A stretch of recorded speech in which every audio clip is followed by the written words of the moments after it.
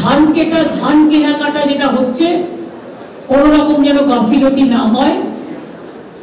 যেখানে ধান এখনো পড়ে আছে ধান কল মালিকদের সাথে কথা বলে দরকার হলে সেই ধানগুলো চাষির থেকে কিনে নেওয়া হোক।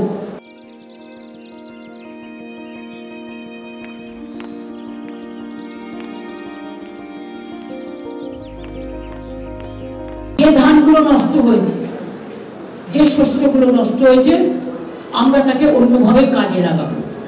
আপনারা জানেন আগে প্রতিবার সুন্দরবনে যে জল আসতো লবণাক্ত জল এবং দীঘায় তাতে সব ধান নষ্ট হয়ে যেত। আমরা একটা স্বর্ণ ধান প্রদীপটা, তাই তো আমরা একটা স্বর্ণ ধান টাইপের একটা তৈরি করেছি। ওই ধানগুলো নিয়ে আমরা কিন্তু নতুন ধান তৈরি করেছি রিসার্চ করি। কাজে মনে রাখবেন একটার বিকল্প একটা নষ্ট হয়ে গেলেও সেটাকে বিভিন্ন কাজে আমরা ব্যবহার করতে পারি, আমরা সারের কাজে ব্যবহার করতে পারি। আগে আপনারা দেখবেন বাংলায় পেঁয়াজ উৎপাদন হতো, এখন বাঁকুড়া মুর্শিদাবাদ বীরভূম বিভিন্ন জেলায় হয়, কারণ এটা আমি আসার পরে তৈরি করেছি, আরো জেলায় হবে। এই যে মালদা মুর্শিদাবাদ নদিয়ায় বড় বড় ড্রাগন ফল, এগুলো সব কিন্তু আমরা তৈরি করেছি। অনেক জায়গায় স্ট্রবেরিও চাষিরা চাষ করছে।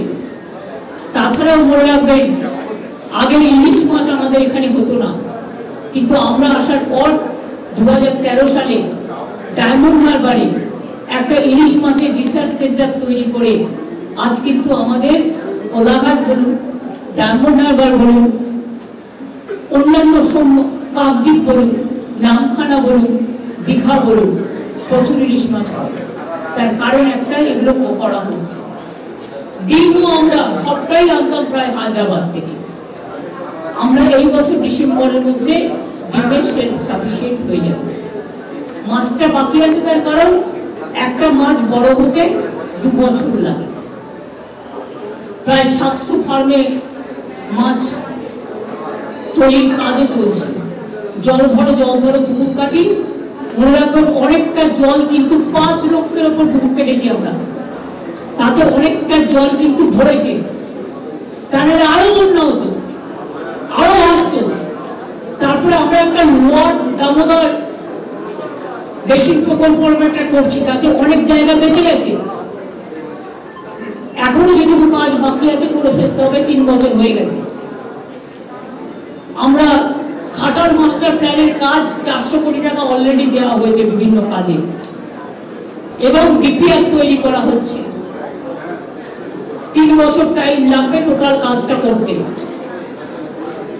কারণ এগুলো খুব সিরিয়াস কাজ। তার মধ্যে 6 মাস চলে যায় বর্ষায়। বর্ষাকালে কিছু করলে কনস্ট্রাকশনের কাজ জলে টাকাটা চলে যায়।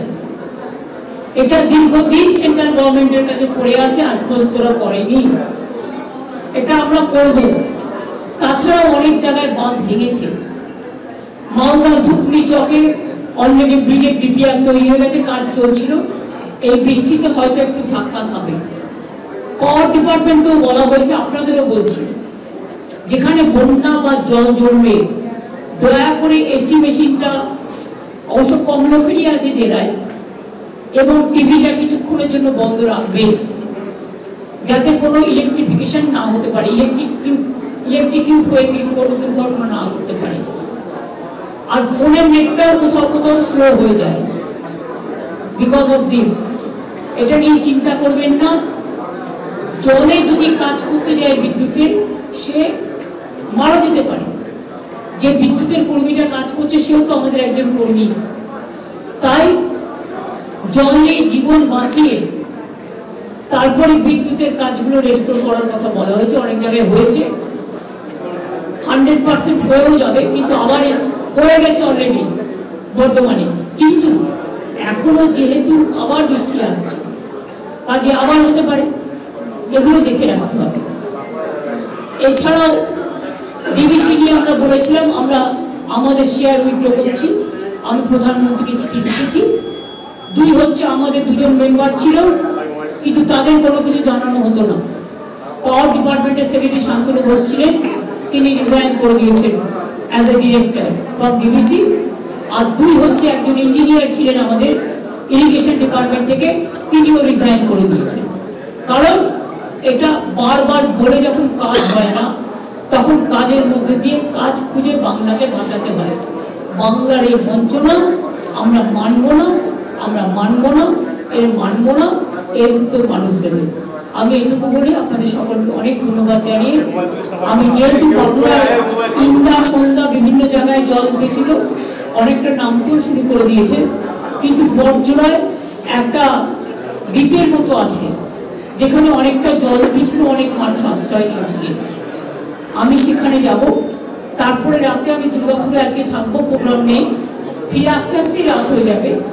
আমি কালকে বীরভূমে অ্যাডমিনিস্ট্রেটিভ রিভিউ মিটিং করবো, তাহলে আমার বন্যাক্লিষ্ট সবগুলো জেলা কমপ্লিট হয়ে যাবে।